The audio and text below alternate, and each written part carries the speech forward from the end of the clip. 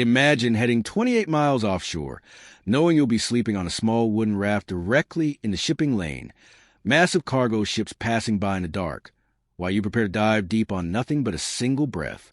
That's exactly how this 2-day offshore fishing adventure begins. Crystal clear water, tons of fish, some of them truly massive, but make no mistake, this is not a paradise vacation. This place is extremely dangerous, and one mistake out here can cost everything. We're far from the coast, boxed in the hold of a simple raft, taking turns keeping watch through the night to make sure no ship comes too close. Would you have the courage to face something like this? On the first day, we'll dive to 75 feet, and on the second day, we'll push even deeper, down to 125 feet, all on breath hold only. It's insanely deep, demanding total focus, discipline, and respect for the ocean. And right on day one, the sea surprises us in a way none of us expected. Stick with me until the end, because I promise the story only gets crazier from here. That's how our adventure kicks off, battling rough seas as we head straight into danger. Before we even arrive, the ocean reminds us who's in charge, waves crashing hard and soaking the crew, but that's part of the game. Spirits are high, adrenaline is pumping, and soon we reach the shipping route, the place where, as we say, if something goes wrong, no one hears you scream. Our first stop is about 18 miles offshore, diving around 75 feet deep. The fishing here is incredible, packed with life. Later, we'll push all the way out at 28 miles offshore and dive to 125 feet, where things get truly serious. Out there, there's no room for error. Every dive must be planned, calm, and precise. People say this shipping route is a myth, until a massive oil tanker slowly passes right in front of us, forcing us to kill the engine so we don't drift into its path. And tonight, yes, we're sleeping right here, in the middle of it all. Before we even suit up, there's already fish on the line. The weight tells us it's something big, maybe even 2 fish at once. Sure enough, a beautiful catch comes aboard, and excitement builds. Seeing fish come up like that makes it impossible to stay calm, and I can't wait to see what's happening below. As soon as I hit the water, a school of fish rises to inspect me. I go through my breathing routine and begin my first descent. The plan is simple: pass through the smaller fish and see what's waiting on the bottom. I knew there would be good fish down there, but nothing prepared me for what I saw. A massive group of big snappers rising up in midwater, completely unafraid, almost curious. These fish usually hide deep in a reef, tucked away in holes, but now they're cruising over sand and open bottom. I position myself carefully, choose my moment, and take the shot. The fish bolts toward a wreck, and I have to lock down the line to stop it from tearing free. Slowly, calmly, I make my ascent. Seeing snappers like this is rare in this area, but when the swell stirs the deep water, fish from 300 or even 600 feet come up into much shallower zones. Judging by their behavior, these fish had probably never seen a human before. They dodged, circled, and tested me, while other predatory fish hovered nearby, drawn in by the sound of the struggle. I worked the fish patiently, careful not to get injured by its sharp spines, and when I finally secured it, the feeling was unreal. I've dreamed of landing a snapper like this since I started spearfishing over 20 years ago, and now it was finally happening. We keep diving, and the ocean keeps delivering.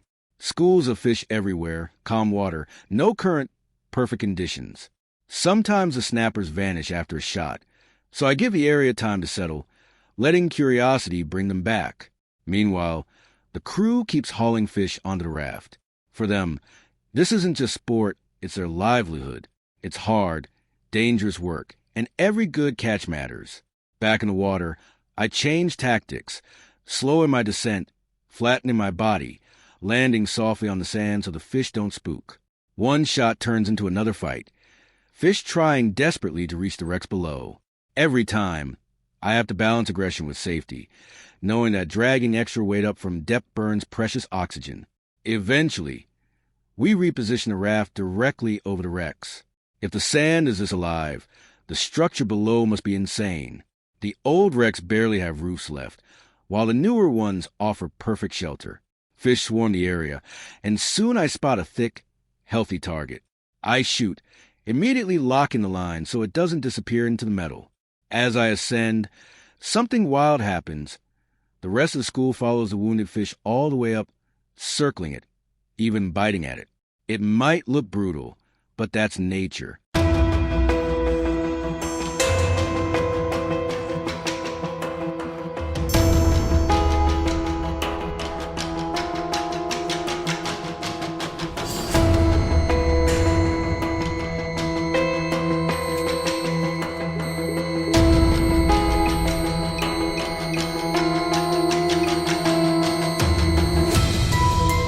Survival instinct rules everything down here.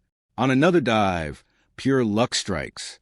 I take a shot and somehow hit 2 fish at once. One tries to disappear into the wreck, but I manage to stop it just in time. As I surface, the school surround the catch, a feeding frenzy waiting to happen.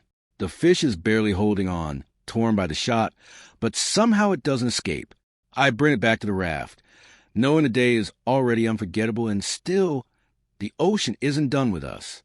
On what will become the most important dive of the trip, I head back to the sand where the first snapper appeared. Instead of snappers, something far bigger materializes. A massive cobia, one of the strongest, most aggressive fish in these waters.